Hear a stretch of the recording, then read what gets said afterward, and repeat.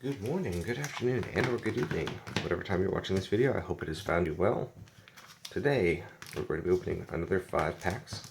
It's part 7. Means we're on 35 packs so far. We'll start with Gideon.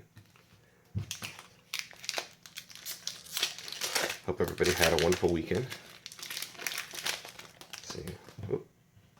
Don't do that. There we go. Call the Scions, Merc Strider, Voracious Null, Volcanic Upheaval, Demon's Grasp, Looming Spires, Fertile Thicket, good pack. Snapping Gnarlid, Spell Shrivel, very good pack. Processor Assault, Hacker Sharpshooter, Sylvan Scry, and, well, it would appear we have a foil in this pack. Here's our rare, here's our foil, and our land is the island. And we got a 5/5 dragon token, nice. Works with Dragon Master Outcast. Pack 2.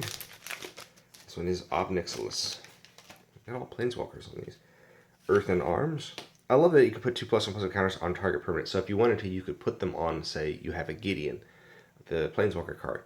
That when it becomes a 4/4 creature, it would actually be a 6/6 because you put 2+1 counters on it. However, Earth and Arms is going to combine very well in Modern. There's the refrigerator kicks in, of course. Earth and Arms, you can target the, what's it called? 1/1 blue creature, it's 2/1. Whenever you target with a spell, it gets a heroic +1/+1 counter, but you remove all counters from it, and for every 5 counters removed, you get to take an extra turn.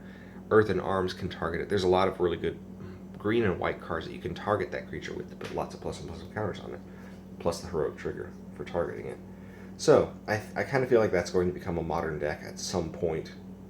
And this is probably going to be one of those cards that will be in the deck. Because I think you get... Heroic means you put 3 counters on it. But if you have Hardened Scales out when you cast it... pardon me. If you have Hardened Scales... And the air conditioner's kicking in too. So, Hardened Scales means you target your creature. The creature gets Heroic Trigger, which means 2 counters go on. Then this puts 2, which becomes 3 counters. Well, becomes 3, which becomes 5 total. So for 1/1 green, you essentially gave yourself a time walk. I'm just saying. Did I? Yeah, there we go. Incubator Drone. Calastria Healer. No white cards so far. Reclaiming Vines. I kind of figured this was going to happen. It's a Creeping Mold reprint, but it's not Bramble Crush, so you can't get rid of Planeswalker cards with it. So it's a little bit less than Bramble Crush, and it's not really a Creeping Mold. But it means there's 2 cards that do the Creeping Mold effect at common level, so that's pretty good. Alright, McKinley Patrol. Metal Drone. Fortified Rampart. Belligerent Whiptail. Smite the Monstrous. Kozilek's Channeler. Alright, I think these are the uncommons. Yep, Scythe Leopard. Don't do that. Spawning Bed, lots of those. Windrider Patrol. And our rare card. Plains. And we got another Larry. Interesting. Set that right there. Well, I'll just set it on top, right? Move these over. Set it there. Sure. Alright. On to pack 3. This one has Kiora. All of these packs have Planeswalkers on them. Brilliant Spectrum. See, no matter how much you spend, you're just going to have to draw 2 cards. So you could converge 4, draw 4 cards, discard 2, but you'll always be discarding 2 cards. I don't know. In limited, it's a pretty good card. I feel like there are other cards that would work a little bit better. This pack feels funny. Altar's Reap. Call the Scions. What should we call them? Actually, I'm already calling this one Larry, so yeah. Volcanic Upheaval. Wave Wing Elemental. Evolving Wilds. Silent Skimmer. Interesting. Rush of Ice. Doesn't actually rush. Natural Connection. Unnatural Aggression. Nope. Marasa Ranger. Landfall. Whenever a land enters the battlefield, you may pay 4 mana. If you do, put 2+1/+1 counters on it. If you have hardened scales, that becomes 3+1/+1 counters on it. This is okay in limited. I don't know if there'll be a deck built around it. It's a decent card. It is a decent card. Right? Skyrider Elf.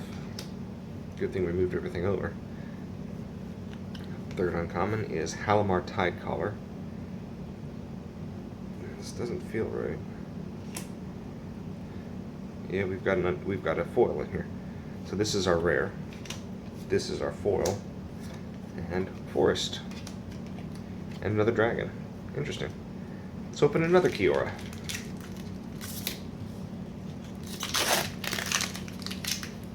We need to move everything up just a little bit so I have room to show the rares later on. There. Alright, Seek the Wilds, Coral Helm Guide, Yakana Assassin, Oron Reef Invoker, Reckless Cohort, Inspired Charge, Volcanic Upheaval, Stonehaven Medic, Touch of the Void, Ondu Greathorn, another Skyrider Elf, 1, Ulamog's Despoiler, 5/5 for 6. You may put 2 cards your opponent owns from exile into the graveyard when it enters the battlefield. If you do, it enters the battlefield with 4+1/+1 counter. So, for 6 mana, you could get a 9/9 creature. It's pretty interesting. Third one, Cryptic Cruiser. I talked about that in yesterday's video. And our rare and our land is another forest. Nice. Hey, we got a Nixilis's emblem, the one you give your opponent. Interesting. Gotta keep these rares kind of in order. And these 2 foils. Here's our Nixilis. Let's see, Territorial Baloth. Clutch of Currents, return her creature to its owner's hand. Calastrian Nightwatch. Belligerent Whiptail. Stonehaven Medic. Rush of Ice, interesting. Silent Skimmer. Mortuary Mire, nice card. Natural Connection. Natural Vision, no. Tightening Coils. Aquum Stonewaker. Ondu Rising. Titan's Presence. Our rare card. Have a Knight Ally. Our land card is a Plains, so we did not get the pattern. We're missing a swamp. But we still have these 7 cards to look at. Let's see, our first rare is Lumbering Falls. I was just talking about this in yesterday's video. Decent card, reminds me of the Key Rune, the Simic Key Rune. And March from the Tomb, 5 mana, return any number of target ally creatures cards with total converted mana cost 8 or less from your graveyard to the battlefield. So if you had enough ally creatures that were like 1 casting cost, you could pull out 8 of them. But I mean, you'd be able to pull up the Veteran War Leader for 3 of it. I mean, you could probably get 3 or 4 permanents out of this, more if you've got a decent graveyard. This might even be fun in a mill strategy, but I wonder how this would work with Conspiracy and Commander. Third rare is Exert Influence. Gain control of target creature if its power is less than or equal to the number of colors of mana spent to cast Exert Influence. Fourth rare is Felidar Sovereign. I think I've got 4 of these now. And our last rare is Gruesome Slaughter. I actually got 2 foil versions of this card. So that's an interesting group of rares. Alright, this was our first foil card, and it is Rot Shambler. Whenever another creature you control dies, put a +1/+1 counter on Rot Shambler. Decent card. Our next rare, our next foil is Brood Monitor. When it enters the battlefield, put 3 colorless Eldrazi side creature tokens onto the battlefield. Not bad. Decent. If you're coming up with a foil Eldrazi deck, that might be kind of nice. There's Rot Shambler. I love fungus cards. They're cool. Probably going to build a deck around having the Gave Guru of Spores. Alright, well, I hope you enjoyed the video. I hope you're having a wonderful morning, a wonderful afternoon, and or a wonderful evening. I hope tomorrow is even better. Take care, everyone.